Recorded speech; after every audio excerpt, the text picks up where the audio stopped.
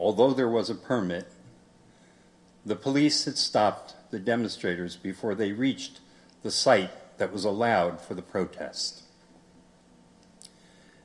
And Dave was amongst the demonstrators and observed these events.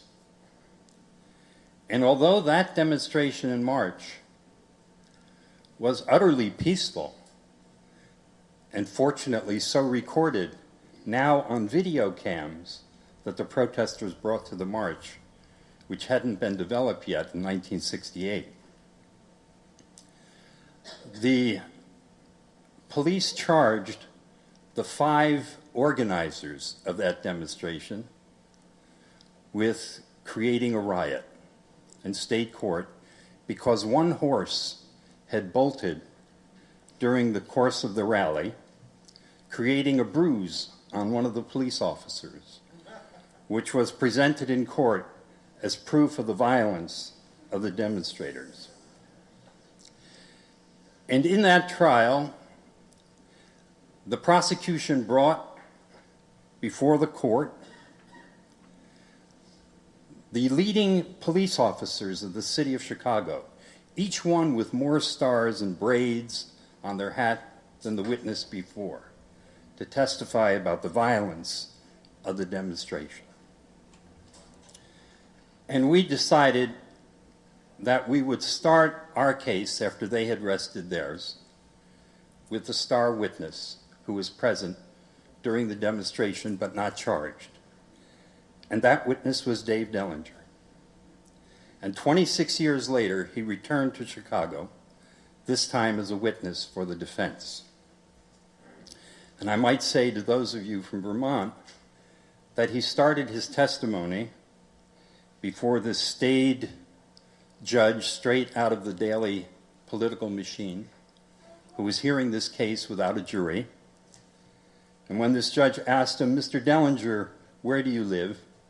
he replied, "I live in Peacham, Vermont, which has 400 residents and 480 cows." Unheard of in a Chicago courtroom. And Dave began to unravel the testimony that had been given for 8 or 9 days previously by these high-ranking police officers. And he did it with such clarity and such honesty and integrity and decency that by the end of the case, this judge, sitting without a jury, dismissed all of the charges against all of the defendants.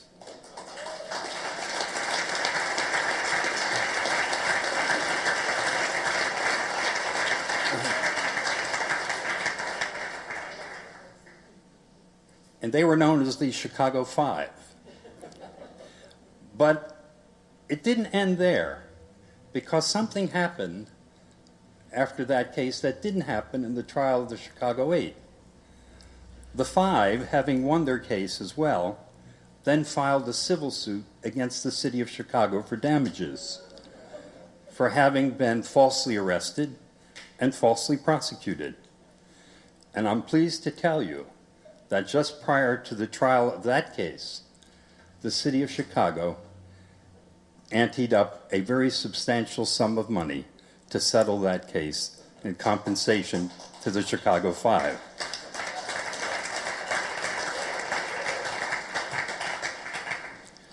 So Dave, for 2.5 decades, involved in 2 disparate demonstrations in the city of Chicago, became not just a stalwart defendant, a stalwart witness, but I think, as Stoughton has mentioned, and it's been mentioned often, as a teacher, the rest of us who were involved in those activities over that period of time.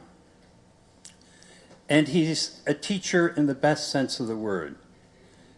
He teaches by example. And it reminds me of one of my favorite chants from the 1960s. And it was a chant that we used to make in the demonstration marches, where a name would be called out by a leader of the chant, and the audience or the marchers would respond by saying, "Live like him," or "live like her." And so I'd like to repeat that chant and modify it tonight for this occasion. Dave Dellinger, live like him. Thank you.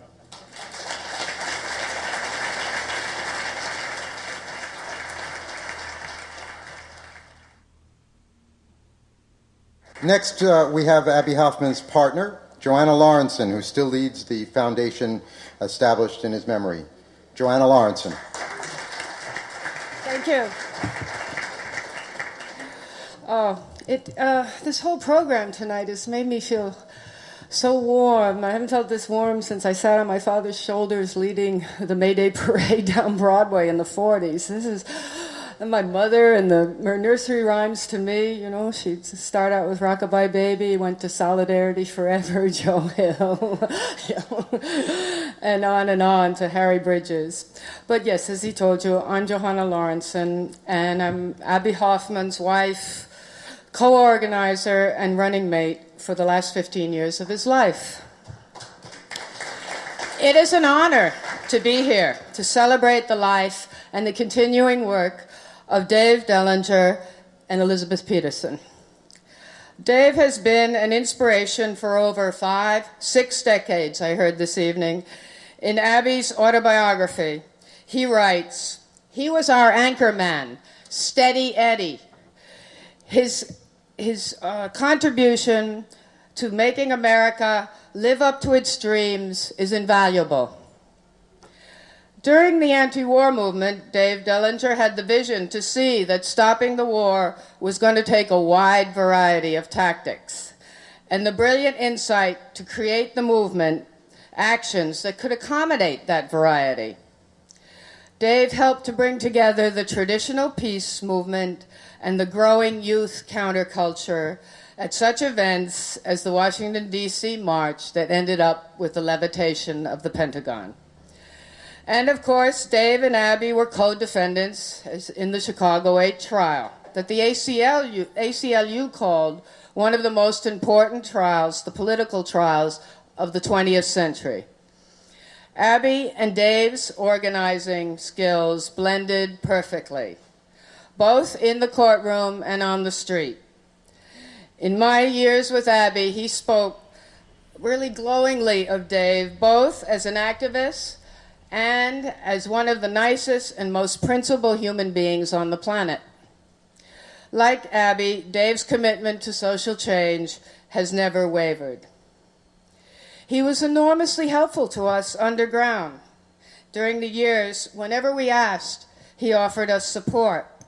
He was at the first strategy meeting where we discussed how and when we were going to turn ourselves in. In 1982, above ground, Elizabeth Peterson and Dave came to visit us in the Thousand Islands on the St. Lawrence River, where Barry Freed and I had battled the Army Corps of Engineers and won. And Elizabeth and Dave took us to the St. Regis Mohawk Tribal Council at Akwesasne during that visit. Abbie, Dave, and so many others disapproved the myth that 60s activists grew conservative as they got older.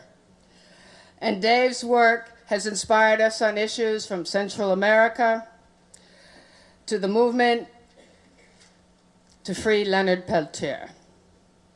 Up until his death in 1989, Abbie and Dave spoke often about political organizing. They'd share notes for new campaigns and especially developing ideas for passing along their considerable skills to the new generations of young activists. And on a personal note, Dave has been very helpful to me in my work to keep Abbie's legacy alive and to keep it accurate. He has spoken at several Abbie-related events, given the Abbie Hoffman Activist Foundation an interview on his work with Abbie, and he refused to participate in the terrible film Steal This Movie.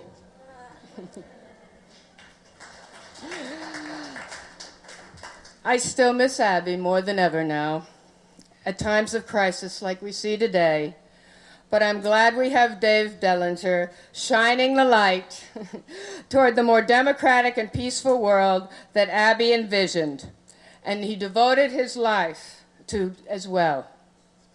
I so much admire and appreciate Dave's work, his integrity, and their friendship. I look forward to working with him for the next 80 years.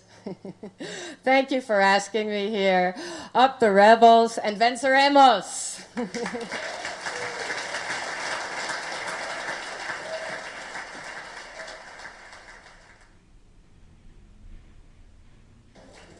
And now the tireless organizer behind the Independent Progressive Politics Network, among other vital movements, Ted Glick. This is a poem that I wrote yesterday coming up to this event.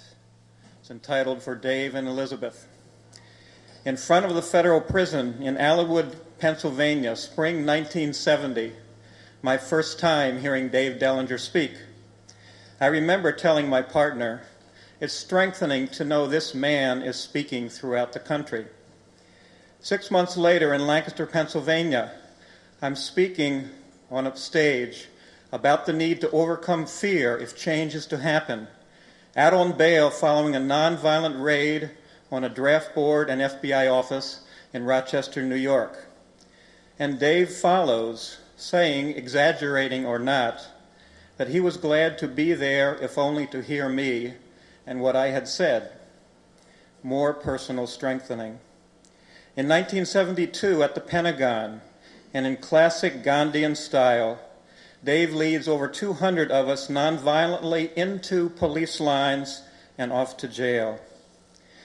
Attending meetings of the People's Coalition for Peace and Justice, impressed by Dave's calm clarity in the meetings and joke-telling personality out of them. Organizing together in 1980 for a successful People's Convention on Charlotte Street in the South Bronx. Dave on July 4th with dozens of others clearing rubble, former homes, to make way for the convention circus tent. Dave with a red bandana on his head, pushing a wheelbarrow in the hot sun and being interviewed by the press. Finally meeting Elizabeth, visiting them at their house over the babbling brook in Peacham. Pleased to help organize a dinner honoring them both, together with Victoria Gray Adams and Annie Devine at St. John's Cathedral in 1988. 42 days without food, saying no to all Christopher Columbus represents, together with others in Washington, D.C. in 1992. And on the day we begin to eat, another inspiring Dellinger speech on the steps of the U.S. Capitol.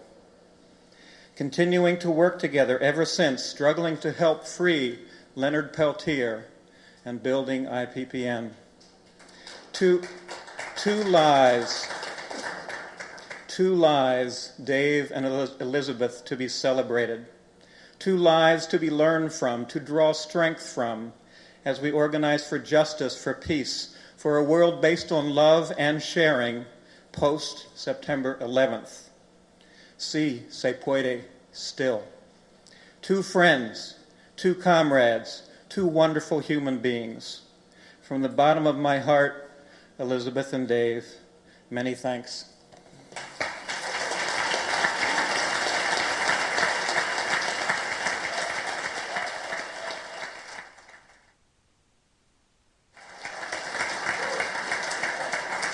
Dave and Elizabeth.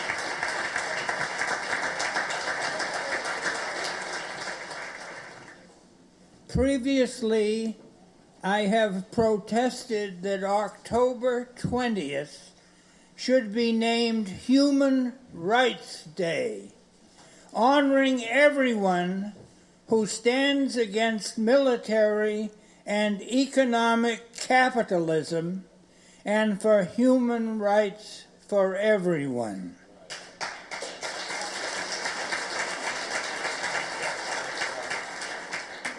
All who stand for these things are heroes, no matter